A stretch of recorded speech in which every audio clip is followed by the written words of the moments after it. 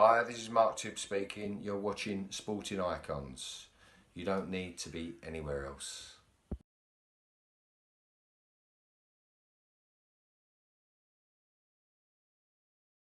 Kerry, as always, nice to see you. How's everything? I'm good, thank you. Still training hard, trying to keep motivated with all the letdowns previously.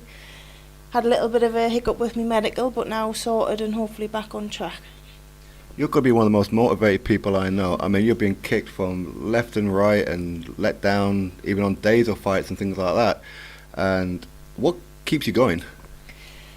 Probably stupidity, but I just love the sport, love the training. It's my lifestyle, and I think I've come this far. And do I give it up now, or? And I don't think it's worth it. I don't think it's worth. I could have done this and I could have done that. I'm here, so let's do it. I love your fighting style because you're a proper fighter. I mean, you can certainly box, but you do love a tear-up, I'll call it.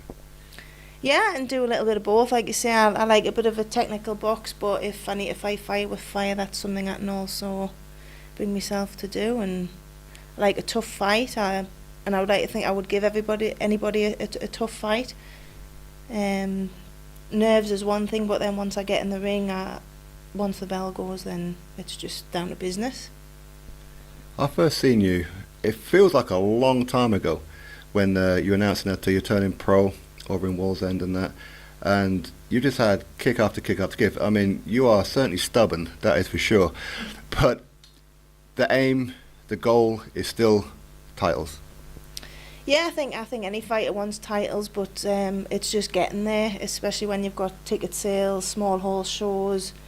You've got to work your way up, unfortunately, and I've been trying to do that. I should have been 9, 10 fights in, and here we are, fourth fight coming up. So hopefully this is eventually me knuckling down and getting some fights under my belt. How many fights are you hoping to have before the end of the year? I've got one penciled in for 2 weeks' time in Belfast, and I'll be out as often as I can, really. But like I say, it's the ticket sales, it's getting on shows. It's not just turning up to fight in the pro game. It's a business, so I'll fight as often as I can get out, to be honest. So next year, you're looking to bring the belts back to the Northeast? Hopefully, yeah. All being well, I'll knuckle down, get on track, and see what happens. How do you manage to juggle being a professional boxer with your personal life, with work and all that kind of stuff as well? Because a lot of people think that if you're a boxer, that's it, you're just making a whole heap ton of money. But a lot of boxers lose money because they have to pay their opponents if they don't sell enough tickets. That's one thing. It's costing us a fortune, and I am fortunate to have a full-time job, but I do work shifts and fit and training in, and to be honest, I haven't really got much of a family life, but my other half, he's really understanding and backs us all the way, and we don't spend a lot of time together. We're like passing ships most of the time. If I'm not at work, I'm training. If I'm not, we're asleep. And to be honest, a lot of things that I've missed out on that people don't see behind the scenes, like my dad's 60th birthday, couldn't have food, couldn't go out for a meal because I'm cutting weight, I'm fighting, and the fight didn't go ahead. And it's just one thing after another. But like I say, it's a lifestyle, and I'm determined to get somewhere in the sport.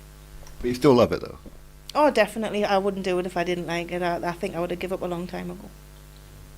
And you still enjoying being part of the... I mean, let's be honest, there's so many women boxers now from the Northeast, and you're at the top of that. Yeah, it's nice to see. I've moved to Spenny from Wallsend, so I'm training out of there. It's nice to see they've got a nice female squad. I do a little bit of training at Washington, and they've got an immense female squad. I think he's got 16, 17 females in the gym. So it's great to see the next generation of boxing, not just obviously focusing on myself and who's about at the minute. There's a lot of females coming through, and it's going to be an exciting time for female boxing in the next 5-10 years, I would say. So as you said, you're going to be out in a couple of weeks. Belfast, you said, I think it was. I'm going to presume that you don't need to sell tickets on that one. And do you know how people can watch that fight? It's a Frank Warren show, and I believe it might be on TNT, but I don't know if I'll be on earlier. I've just took the fight so I can get out. Like you say, it's no ticket sales. It'll be a first for us fighting out of the country, and I just think it's a little bit of a weight lifted off my shoulders, so if I can go if that's how I've got to get fighting, then that's how I've got to do it. I've never had anything easy, so why start now? Why change the habit of a lifetime? Well, being on a Queensbury Frank Warren show, it's a good connection to have. Maybe we could see you out in Saudi at some point.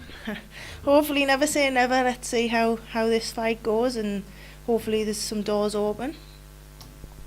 All right, Kerry, nice to see you as always. Thank you.